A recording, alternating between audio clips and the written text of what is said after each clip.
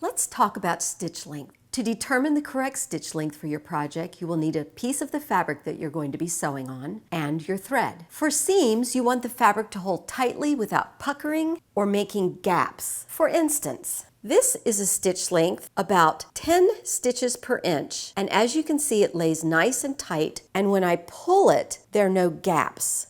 Whereas this, basting, this is about 6 stitches per inch, and look at the gaps. You see how it pulls apart? You don't want that for a seam. For basting, it's fine, but not for a seam. So let's take a look at a few different fabrics. This is a beautiful piece of wool, about 8 stitches per inch, and look how it pulls apart. It lays nicely, but it's too big for seams. The seams would have stress and eventually tear a little bit. The ideal length for this is about 10 to 12 stitches per inch. This one's 13 stitches per inch. It's nice and tight, but maybe a little bit too tight because it could tear apart. Let's take a basting stitch on linen. Again, you can see that the stitches pull apart. I've used red thread, so hopefully you can see it. This one is 12 stitches per inch. It's a beautiful seam.